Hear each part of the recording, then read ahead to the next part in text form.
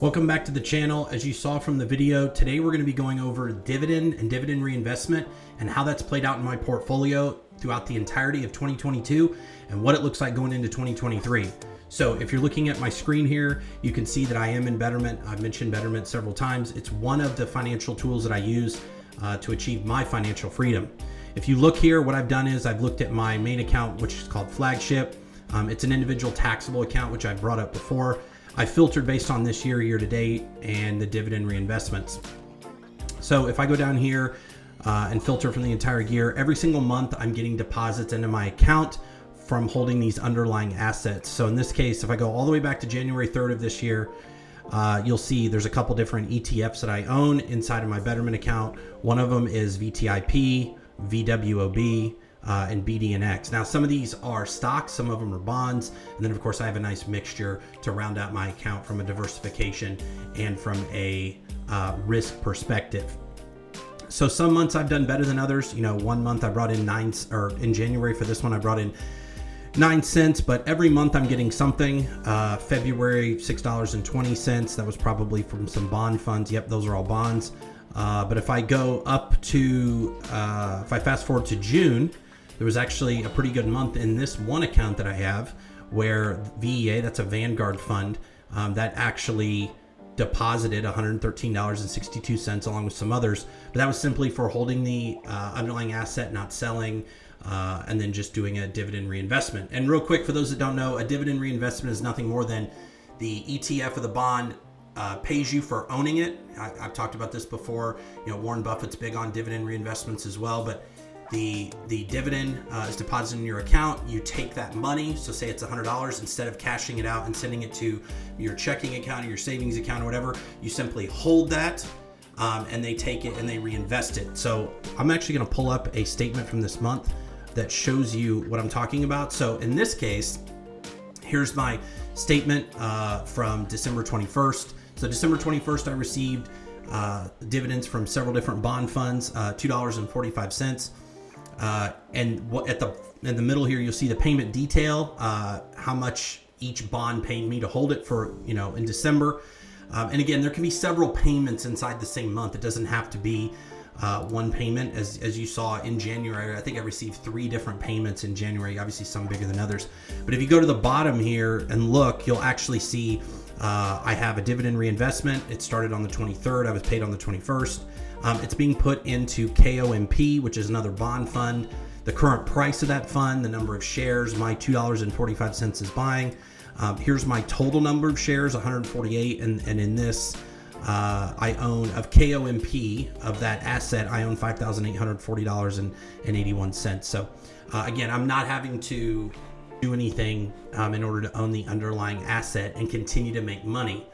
So when I go back into Betterment, I can actually filter down and say, hey, how much have I made throughout the entire time I've owned this equity or this account?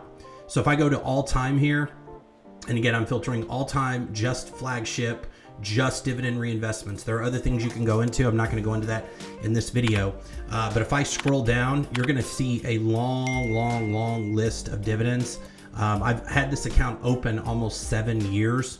So my dividend reinvestments go way back, and you're seeing every single month, no matter the year, no matter the market, no matter what's happening, I'm being paid. Obviously, again, some more than others. I do remember when I opened up this account, maybe in 2016, I did get a fairly healthy dividend from one account. It was well over $1,000 just that month for holding it. But again, you're seeing the main theme here. The fund pays, I take the payment, I reinvest it into another security, and then that Betterment goes ahead and buys that security for me at the current market price.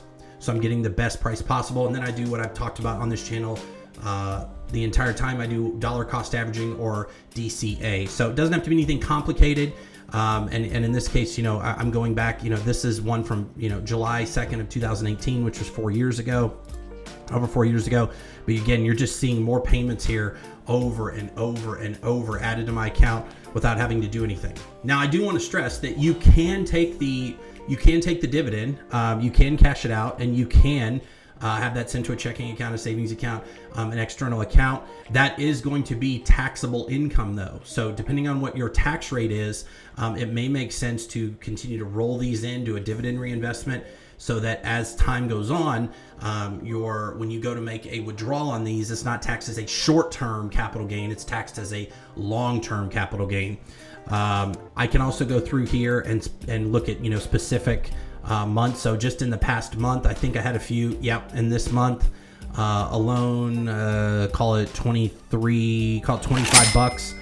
So far. There may be one more payment, December 28th, December 29th at the end of this week. I'm filming this on December 26th. So there may be one more payment, but all in all, I should round out the year for this month, $25 in this account.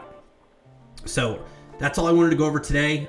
Dividend reinvestment. I strongly advise, and I've said this several times, but I strongly advise having some dividend compounders in your portfolio, things that can weather the storm. As we head into 23, I think inflation's still going to be very rampant, although probably start to slow down a little bit, but we're not going back to the 1% and 2% days, not for a long time. So have dividends in your, have dividends, stocks, and ETFs, bonds in your account that pay you every month. Make sure that you're doing dividend reinvestment to make sure you're maximizing your tax bracket. You're not taking a short-term capital gain tax on something you've held less than a year. I'm a big believer in just keeping things and letting things grow. And then making sure you automate. I've talked about this before, but make sure you're automating dividend reinvestment. You're automating your deposits, not your withdrawals, but your deposits, and that you're doing the same thing with your HSAs, your 401ks, your Roths, etc., whatever that may be. So hope this has been educational. If you enjoy it, please hit the thumbs up, hit the like button, subscribe, and don't forget to design your financial freedom. Take care. Bye-bye.